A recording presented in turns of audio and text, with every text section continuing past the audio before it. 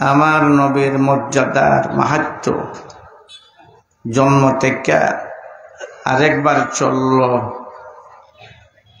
যখন আমার পেয়ারা নবী মুহাম্মদুর রাসূলুল্লাহ সাল্লাল্লাহু আলাইহি ওয়াসাল্লাম পূর্ণ বয়সে নবুয়তের পূর্ণ বয়সে পৌঁছলা। জিবরিল আমিন আলাইহিস সালাতু ওয়াস সালাম ওহী লইয়া আইলা। জিবরিল ওহী লইয়া আইসন, তাইনের বুক করিয়া ওহী লইয়া আইসন। কোরআনের লইয়া আইসন জিবরিলে তাইনের বুক করিয়া, লিখিয়া না, খাতাত না, কলম না, বুক করি লইয়া আইসন। আইয়া দিতা নবীর বুক। আইয়া যখন কইলা ইকরা, পড়ো পড়ো পড়ো, কিয়ামত লাগাত কইল কেউ পড়া শিখতে পারত না, পারব নি? পারত না। পড়ো পড়ো, পড়ছা কিতা পড়তে? তোর বাপের মাথা পড়তে? হ্যাঁ, পড়ো পড়ো কইলে ফুরু তাই হারা জীবন শিখতে পারবো? কইতে হইব পড়ো আউযু বিল্লাহি মিনাশ শাইতানির রাজিম, পড়ো লা ইলাহা ইল্লাল্লাহ। তে ফুরু তাই পড়তে পারে না? পারে না? মাতো না? পারে না? পারে না? জোরে মাতো না? পারে। জিবরিল আইয়া কিতা কই, আমার নবীর এখন পড়ো। আমার নবী এখন আমি পড়তাম পারি না। কেনে নবীটা কইতা কেনে পড়তে পারি না? কইতা কেনে? কাইন কইতা কিতা পড়তাম?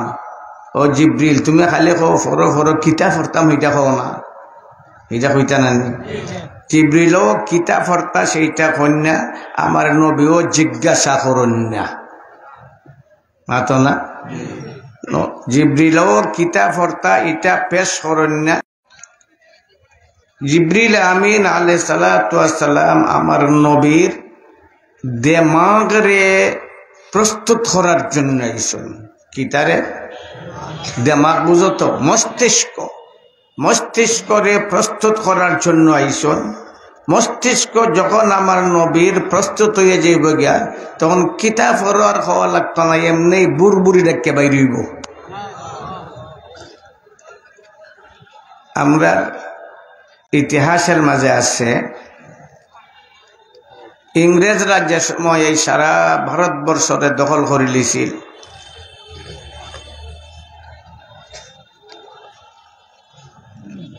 শাইখুল হিন্দ রহমতুল্লাহ আলাইহি ফরাইন, তাইনের শাগরিদ হইলা উবাইদুল্লাহ সিন্ধি রহমতুল্লাহ আলাইহি। ফরানের মাঝখানে হঠাৎ ও প্রাসঙ্গিকভাবে শাইখুল হিন্দ রহমতুল্লাহ আলাইহি উবাইদুল্লাহ সিন্দিরে কইলা, উবাইদুল্লাহ কাবুল চলো, কাবুল যাও। কাবুল নাম শুনছ তো? মাতো না? আফগানিস্তানের একটা শহরের নাম হইল কাবুল। কাবুল যাও, ভারতবর্ষ থেকে কাবুল যাও। স্বাভাবিকভাবে উবাইদুল্লাহ সিন্ধি রহমতুল্লাহ আলাইহি কইয়া উঠলা, হজরত কেউ জনাব কেল লাগি যাইতাম? শাইখুল হিন্দ রহমতুল্লাহ আলাইহি গুসা করিল্লা, টান গেলা গিয়া, সবক বন্ধ করে গেলা গিয়া। উবাইদুল্লাহ সিন্ধি খানতে খানতে অধীর হয়ে গেল। এখন আমার প্রশ্ন, আপনার প্রশ্ন, উবাইদুল্লাহ সিন্ধিরে কইলা তুমি কাবুল যাও, এই জিগাইলা খেনে কেল লেগে যাইতাম? জিগাইতা না? মাতো না? আমি কইলাম তোমারে বাজারও যাও, জিগাইতাই না কেল লেগে যাইতাম? খাফর আনতাই না চা আনতাই? জিগাইতাই নাই? জিকানিটা অযৌক্তিক না যুক্তিযুক্ত? যুক্তিযুক্ত। তাহলে উবাইদুল্লাহ সিন্ধি রহমতুল্লাহ খামতা খেনে, তাই খামতে খামতে অধীর। আমি কেউ হইলাম এখানে, কেল লেগে যাইতাম এটা আমি জিগাইলাম খেনে। আরেকবার যদি হন তাহলে আমি আর কেউ হইতাম নাই, কেন যাইতাম এটা জিগাইতাম নাই। শাইখুল হিন্দ রহমতুল্লাহ আলাইহি রাগ করলা খেনে, তাই কইসন কাবুল যাও, এই জিগাইছন কেল লেগে যাইতাম, জিকানিটা তো সঠিক, তাই রাগ করলা খেনে। তাইনের তো রাগ করার কোনো সুযোগ নাই। প্রশ্ন আয় না আয় না, আমরা কেউ রে দোষী না, বরং তথ্য সন্ধান করি। এইন খান্দন আর হেন গুসা অপেক্ষায় থাকলা যে আরেকদিন নি কইবা। আরেকদিন কইলা উবাইদুল্লাহ কাবুল চলো। তাই আসলে একজন বিজ্ঞানী, ফিলোসফি রাজনৈতিক ব্যক্তিত্ব আবার হইয়াছেন হজরত কেল লেগে যাইতাম আজকে ওতাম রাগ করিয়া গেলা গিয়া শেখুল হিন্দ রহমতুল্লাহ রাগ করিয়া গেলা গিয়া আজকেও উবাইদুল্লাহ সিন্ধে খান্দন হাইরে আমি কইলাম কেনে কেউ কইলাম কেনে কথা বোঝা যায়নি এই ছাত্র ফান বুঝনি মুরব্বী হলে তো বুঝবই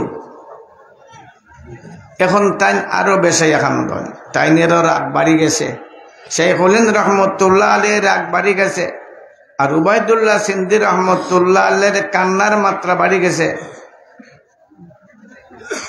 আর নি কইবা জানা তো নাই আর নি কইবা চলছে মাঝানো আর অনেকদিন চলছে আর কইবা কি কইবা না তাও জানা নাই আরেকদিন হঠাৎ করে হইয়া উঠছেন আরেকবার উবাইদুল্লাহ কাবুল চলো তাই প্রস্তুত হয়ে গেছেন খেনে যাইতাম কেমনে যাইতাম পাসপোর্ট কেমনে ভিসা কেমনে টেকা নাই গরিব মানুষ কেমনে যাইতাম এটারও কোনো চিন্তা নাই তাই প্রস্তুত আমি প্রস্তুত একজন মহিলায় তার নিজের অলংকার বেচা পাসপোর্ট ভিসার ব্যবস্থা করে দিল তাই কাবুল যখন গিয়া পৌঁছলা দেখলা তাই কেল লাগে কাবুল ফাটানি গেছে সকল নকশা সকল মানচিত্র প্রস্তুত তো হজরতে জিব্রিল আমিন আলাইহিসসালাম তাইনের দিমাগরে প্রস্তুত করবার লাগিয়া আর উবাইদুল্লাহ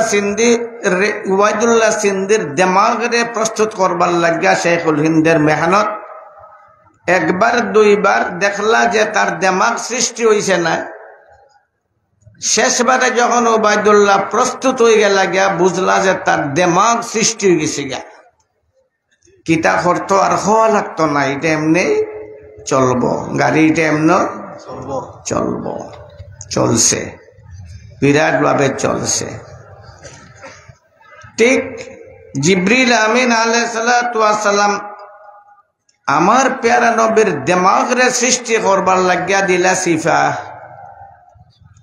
দিমাগ সৃষ্টি করবার লাগি সিফা দিন নিবেনছি এই মাতো না মস্তিষ্ক সুস্থ করবার লাগিয়া সিফা দিন সিফা দিলে কষ্ট হইত না মাতো না সিফা দিলাইতে কিতা করলা প্রশ্নের কোনো সুযোগ নাই তবে তথ্য সন্ধানের সুযোগ আছে না নাই মাতো না সিফাটা যে দিলে আমরার মাঝে স্বাভাবিক সাধারণভাবে আছে যে বুক দরিয়া সিফা দিছেন না বুক দরিয়া সিফা দিছেন না গলার দরিয়া সিফা দিছেন গলার দরিয়া মাতো না গলার দরিয়া সিফা দিলে কিছু বুক লাগবো না নি তা আসলে বুক দিয়া সিফা দিছেন না গলার দরিয়া সিফা দিছেন সিফাটা কেমন দিছেন মুফাসসিরিনে কেরামরা লেখছেন যে জিব্রিলের শক্তি তো অনেক বেশি তার আছে 600 ডানা একটা ডানা দিয়ে যদি আসমান জমিনের উপরে আঘাত করে আসমান জমিন ভাঙ্গা চুর মারি যাব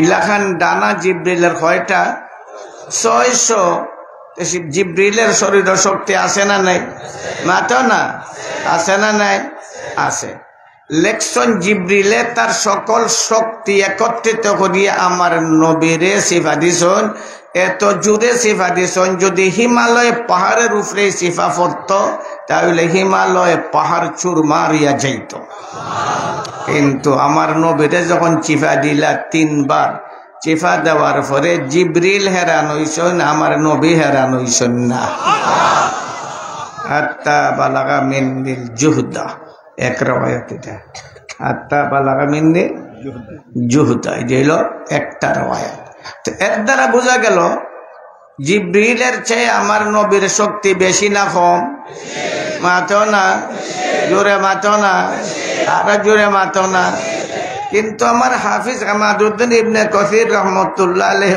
না এটা তোমরা বুঝছো না আরো রয়েছে বাকি তোমরা খালি বুঝছো আমার নবীর শক্তি জিব্রিলের শক্তি থেকে বেশি ফাকাতিল ফি সাবিলিল্লাহ ওয়ালা তুকাল্লাফু ইল্লা নাফসাক এই আয়াতের ব্যাখ্যার মধ্যে লেখছেন নবীর প্রতি একটা কঠিন নির্দেশ নবী তুমি আল্লাহর রাহে জিহাদ করো আর এই কষ্টটা আমি খালি তোমারই দিলাম আল্লাহর রাহে জিহাদ করো এই রস কষ্টটা আমি শুধু হয় না, এটা কি জাতের তকলিফ, কি জাতের নির্দেশ, যে নির্দেশ আদম থেকে লইয়া শেষ মানুষ, জিব্রিল থেকে লইয়া শেষ ফেরেশতা, জিন্নাতের আরম্ভ থেকে শেষ, সৃষ্টির আরম্ভ থেকে শেষ, কাউ আল্লাহ এমন কঠিন নির্দেশ দিছেন না, যে নির্দেশটা দিছেন আমার নবীরে।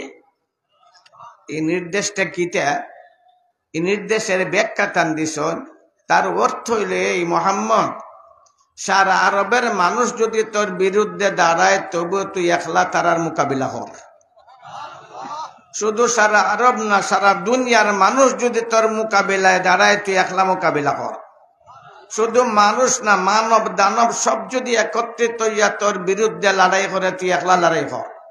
শুধু তাই না, একবারে ফিরিস্তা সহ সকল সৃষ্টি একত্রিত হইয়া যদি তোর বিরুদ্ধে লড়াই করে তুই একলা তার মোকাবেলা কর। এখন প্রশ্ন আসে, লা ইউকাল্লিফুল্লাহু নাফসান ইল্লা উসআহা, আল্লাহ এমন হুকুম কেউরই দিন না যে এটা পালন করার মতো সামর্থ্য তার মাঝে থাকে না। এর দ্বারা বোঝা গেল আমার নবীর দেহের মাঝে এমন শক্তি আছে, সকল সৃষ্টির মোকাবেলা করার মতো শক্তি তার মাঝে আছে। আর না হইলে আল্লাহ এমন হুকুম দিতা না। ইদার তান দীর্ঘ আলোচনা করছেন। তবে এর দ্বারা বোঝা গেল সারসংক্ষেপ, সকল সৃষ্টির শক্তিরে যদি এক পাল্লাত রাখা যায়, আর শুধু আমার নবীর দৈহিক শক্তিরে যদি আরেক পাল্লাত রাখা যায়, আমার নবীর শক্তির পাল্লা ভারী হইয়া যাইব। এই দুনিয়ার মাঝেও আমার নবীর মর্যাদা বিভিন্ন দিক দিয়া প্রতিষ্ঠিত আছে না নাই? আখেরাত আমার সময় কম,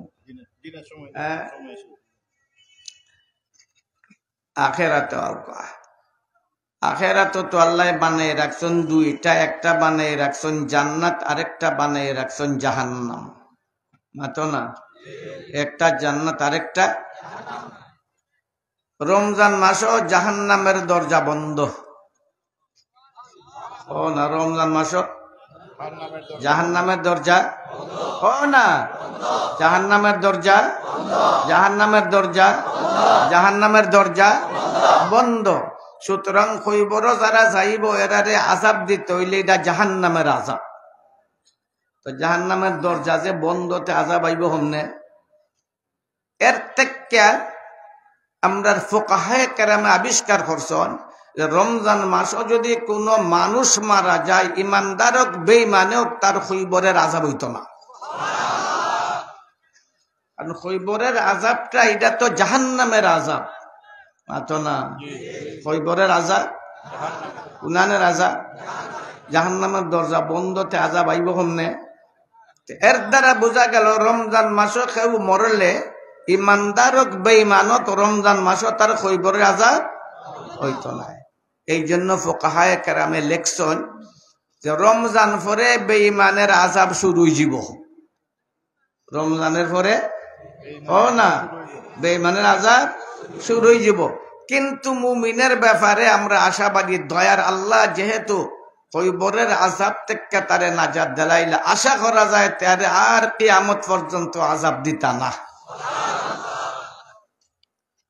রমজান মাস আইলে জাহান্নামের দরজা বন্ধ, আর জান্নাতের সব দরজা ও না, জান্নাতের সব দরজা খোলা। তো আখেরাত এই দুইটা আছে, একটা আছে জান্নাত, একটা আছে জাহান্নাম।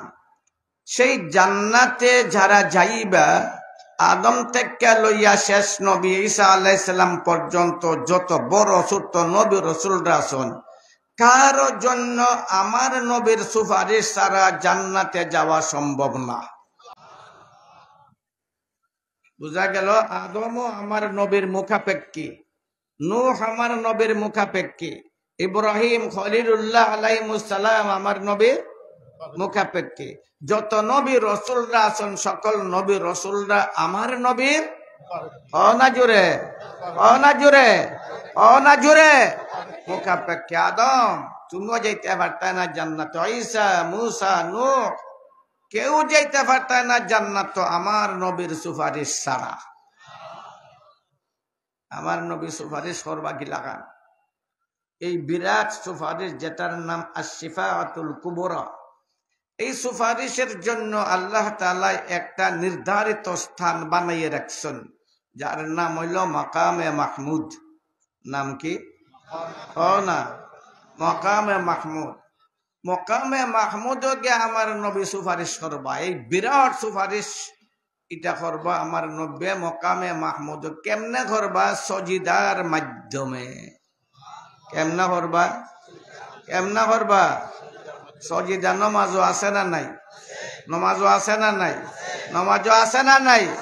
সুতরাং আমরা সবাই নমাজ পড়মু তো? কে কে পড়বা? 8টা তুলন যান দেখি।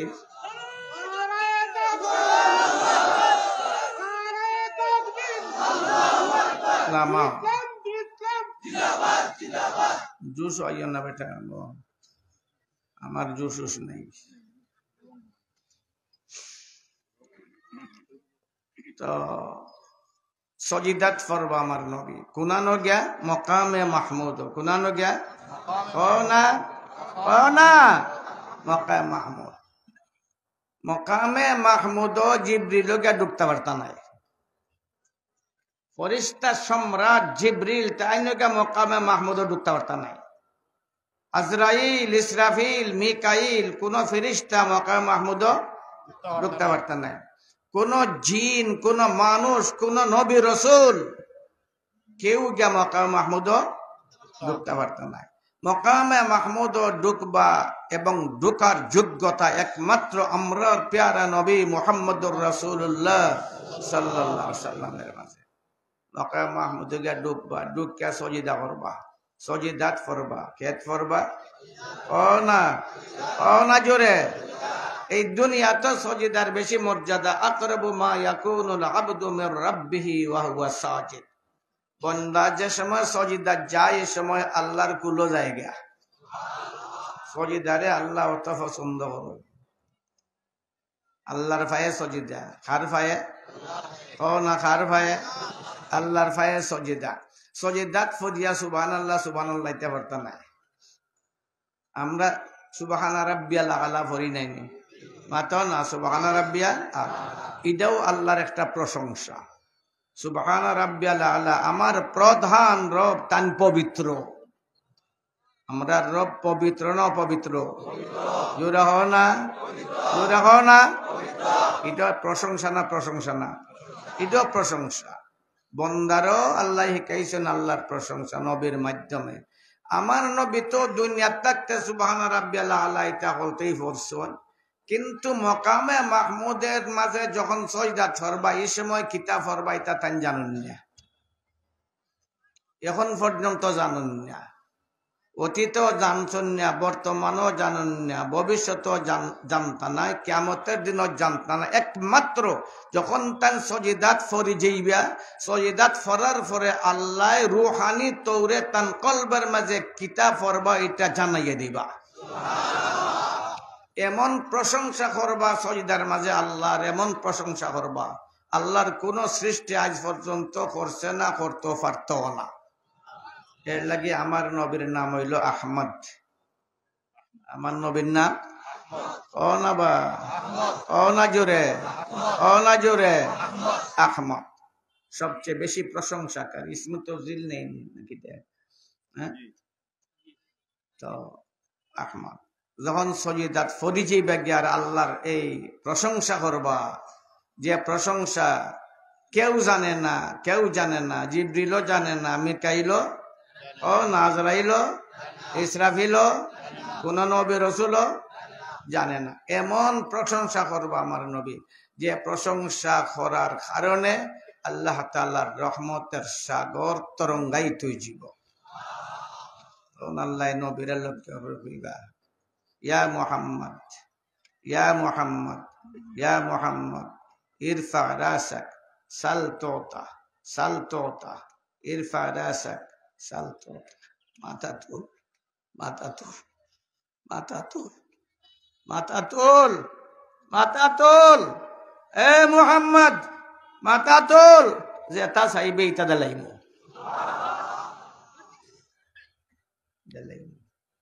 তখন আমার দয়ার নবী মুহাম্মদুর রাসূলুল্লাহ সাল্লাল্লাহু আলাইহি ওয়াসাল্লাম মাথা তুলবা, সকল সৃষ্টির জন্য সুপারিশ করবা। এই হলো শাফাআতে কুবরা। তো আমার নবী শ্রেষ্ঠ, তার শ্রেষ্ঠত্বের ধারাবাহিকতা শুরু হয়েছিল আত্মা জগৎ থেকে, দুনিয়ায় চলছে, আখেরাতেও চলবো। আল্লাহ তাআলা সেই পেয়ারা নবীর সুন্দর এবং পবিত্র জীবন চরিত আলোচনা করার জন্য আজকের এই সিরাতুন নবী কমিটির পবিত্র উদ্যোগ, আল্লাহ তাআলা আপনারা এই পবিত্র উদ্যোগ কবুল করুক। সবাই আমিন। আর জোরে আমিন।